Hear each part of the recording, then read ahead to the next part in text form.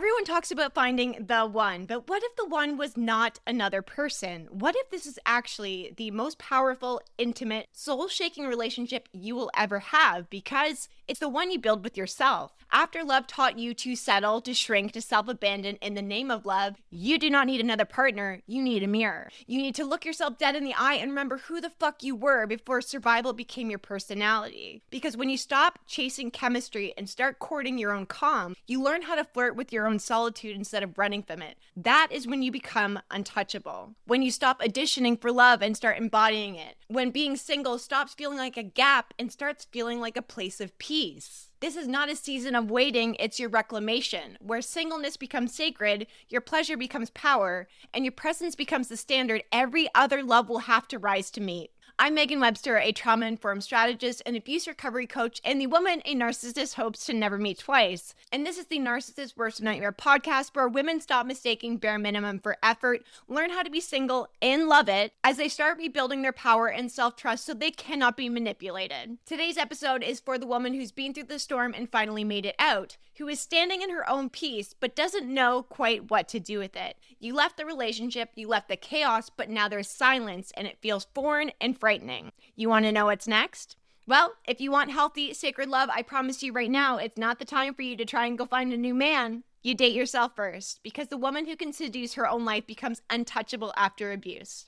Here's why being single fucking rocks. Nobody tells you this part because they're scared of women who don't need permission to be powerful. Being single is not sad. It's the cleanest energy that you will ever touch. Your power without a leash. It's you remembering your solitude is not punishment, it's a rebirth. It's waking up and realizing every ounce of energy you used to spend decoding someone else's moods now belongs to you. You're sitting in a cafe feeling electric in your own company. You sleep diagonally across your bed, cook naked, blasting music at 1 o'clock in the morning because you don't have to edit your joy to keep somebody else comfortable. It's realizing how much of yourself you ration to stay loved.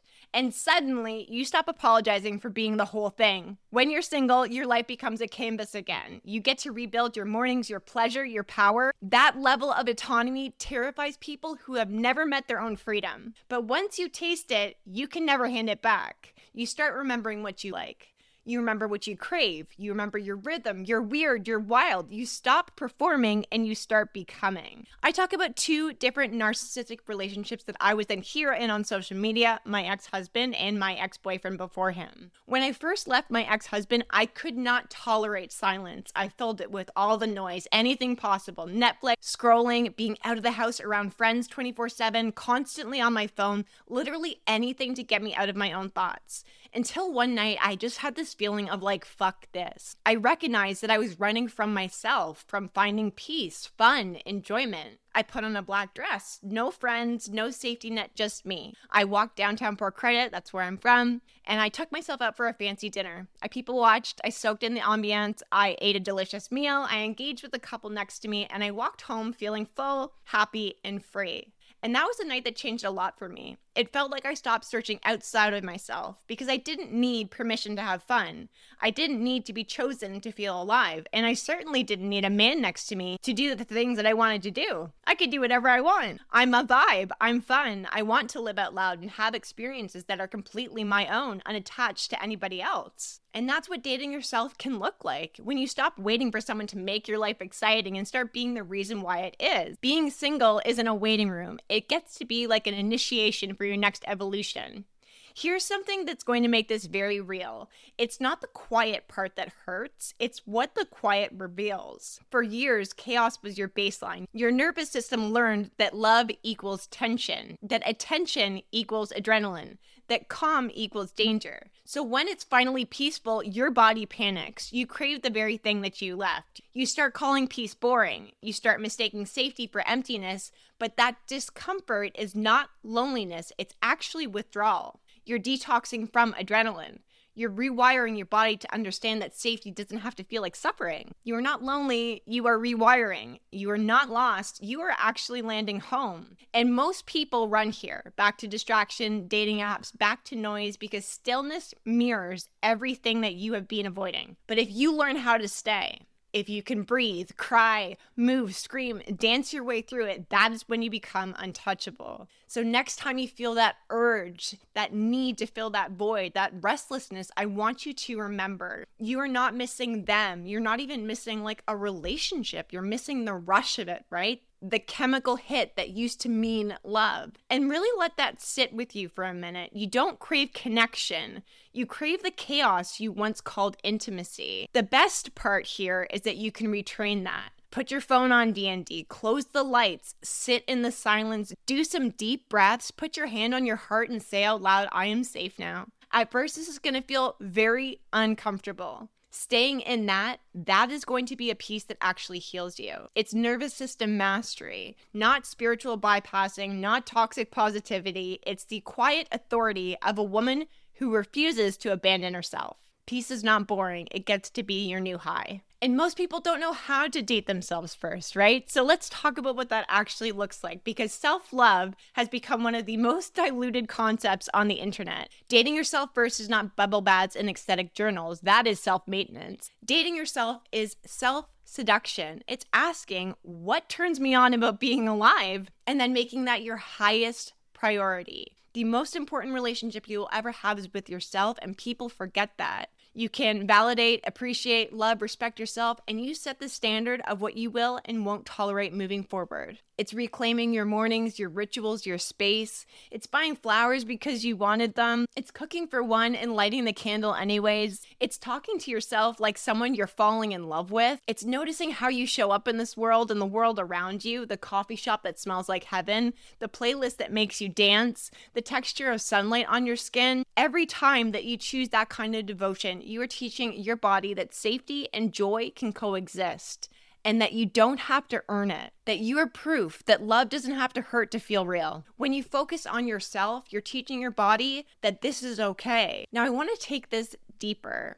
When we're talking about dating yourself, pleasure mapping is an extension of self-love and self-trust, as well as your own awareness, and this is your self-intimacy. Pleasure mapping is learning the landscape of your own body, your energy, and your emotions, where your aliveness hides, and what wakes it back up. I did a whole episode on pleasure mapping a few weeks ago. It's slowing down long enough to ask, where do I feel pleasure? Where do I block it? What sensations make me soft? What touch, what words, what experiences make my body feel alive? You start noticing that pleasure isn't just sexual, it's spiritual. It's nervous system safety disguised as desire. It's your body's way of saying, I trust you again. So you explore. You breathe into your own skin, you trace your collarbone, you move your hips, you find the places that have been frozen in survival, and you invite them back to life. This is not about performing. This is to really embody it, to remind your body that it is seen by you and it's safe. Pleasure mapping is not necessarily about the climax, it's about connection. It's learning how to access your aliveness without needing somebody to ignite the fire.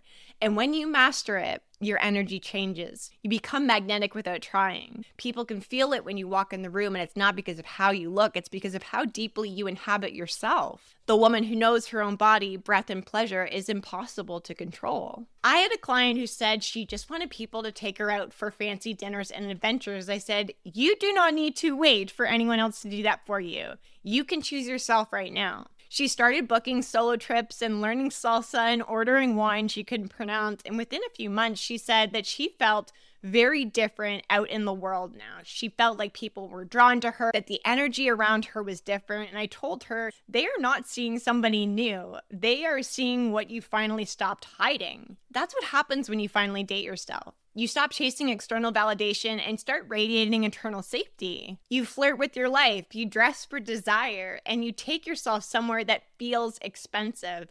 The real truth here is that the woman who can turn herself on with her own life never runs out of power. There's a part of this where the self-love component won't actually touch, and that is your shadow. Because once the noise is gone, the truth is going to surface. The jealousy, the grief, the anger you swallowed to stay nice. The ache that whispers, what if I'm too much? What if I'm unlovable? What if nobody ever stays? That is not weakness. That's the part of you that is waiting to be witnessed. She's the keeper of every story you never got to finish. The one who remembers where you lost your power and where you learned to hide it. Most people will run from their shadow, but you're not going to. You're going to sit with her and let her speak, even if the voice shakes, even when she says things that you do not want to hear. She's not trying to ruin you. She's trying to reunite with you. Shadow work is not a fucking trend. It's sobbing on the floor and then wiping your face and whispering, "I'm still the fucking prize." It's meeting your darkness like a lover instead of a threat, listening to what she needs instead of exiling her again.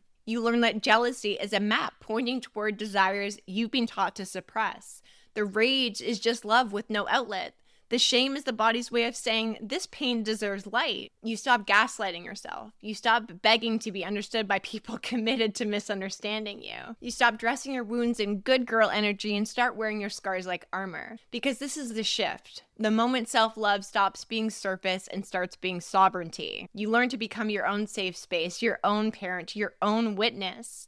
You learn to hold both the ache and the ambition, the tenderness and the terror, the mess and the magnetism, and call it sacred. Shadow work is not about fixing what's broken. It's about loving what survived. And when you can hold that without flinching, you become impossible to manipulate. When you fall in love with your darkness, you stop needing light from anyone else. You stop performing, you start living whole. And I want you to ask yourself right now, when's the last time you made yourself proud? Not productive, not praised, proud. That is shadow work in motion, a simple question that shows you self-respect does not need witnesses. When you love your darkness, nobody can use it against you. And when you date yourself long enough, your life starts to flirt back. You stop building for approval and start building for aliveness. You stop chasing comfort and start chasing truth. You stop waiting for maybe someday, and you stop trying to fit your joy into what's practical or polite. You start making every room you walk into feel like it was waiting for you. You wake up electric, with rhythm, grounded, a sensual tempo that says, I belong here. You laugh louder, you move slower, you breathe deeper, and people can feel that before you even speak. Because you're no longer trying to prove you're worthy of the life you want, you're just living it.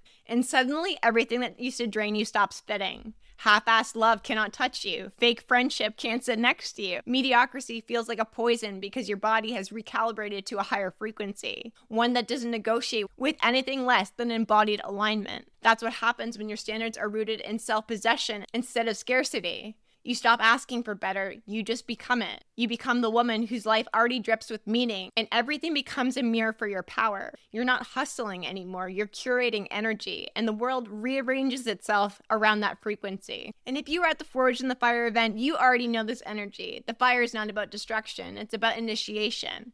It wasn't about burning the past, it was about remembering that your light doesn't come from being loved, it comes from being lit. Your fire was your nervous system remembering its voltage. The moment you realize you don't need someone else to do that for you. You are your own flame, your own warmth, your own spark, and you refuse to dim to make others comfortable. Because when a woman learns how to generate her own heat, she stops mistaking proximity for passion. She doesn't need saving, she's too busy shining. The woman who knows how to light herself up never fears being left in the dark because she finally understands. She is the light, and the darkness was only ever the contrast that made her glow. I had a video on TikTok go viral about this, but we're going to talk about your standard reset. When you date yourself first, you stop negotiating with anyone who does not match your energy. You stop proving your softness to people who mistake self-respect for arrogance. You stop letting potential seduce you because potential is the most dangerous illusion that there is. It's a promise that keeps women stuck in spiritual purgatory, waiting for someone someday to finally meet them now. You stop explaining your worth to people who can't afford it. You stop building connection through proving and start building your connection through presence. You no longer edit your voice to sound less intense, less passionate, less alive. Because you've dated yourself long enough to know your power is not up for negotiation.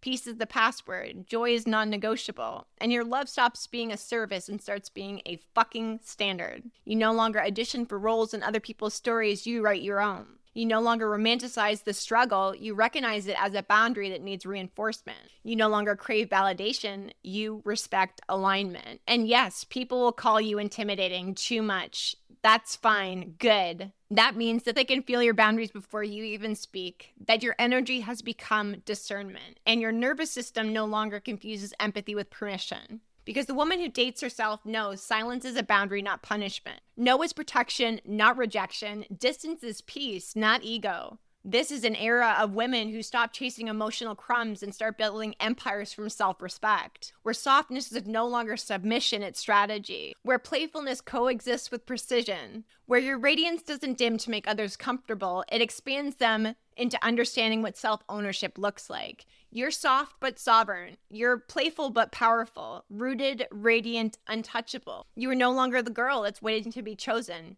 You are the woman choosing. This is how you stop mistaking connection for chemistry. You stop calling inconsistency mystery, and you stop letting attraction override your awareness. You become the mirror that shows people exactly where they still abandon themselves, and they will either rise or they will retreat. You won't chase it either way. When you fall in love with your singleness, you stop performing healed and you start embodying holy. You become the standard that everyone has to rise to meet, but some never will. Not because you're unlovable, but because you finally are. If you're listening to this right now and there's a spark in your chest, that is your next chapter waking up. Inside of the Black Cat Academy, this is the work that we do. We take women who have already walked through the fire and teach them how to build a relationship with themselves that redefines the standards of love. How to turn freedom into magnetism. How to date themselves so completely that love becomes an extension of power, not proof of worth. We go deep into nervous system mastery, shadow play, pleasure, discernment, and the dark feminine art of self-leadership. We build women who are not waiting to be chosen. They choose, they lead, and they love fucking loudly. So if you're ready to stop searching for love outside of yourself and start mastering it to become a woman a narcissist can never touch and a good one can't lose, the Black Cat Academy is for you. If this episode cracks something open in you good, that's how awareness becomes authority and how healing becomes power. Share this episode with a woman who needs it, the one still mistaking chaos for connection and silence for loneliness. And remember, this is what makes you the narcissist's worst nightmare. A woman who does not explain and does not chase, and she will never confuse chaos with love again.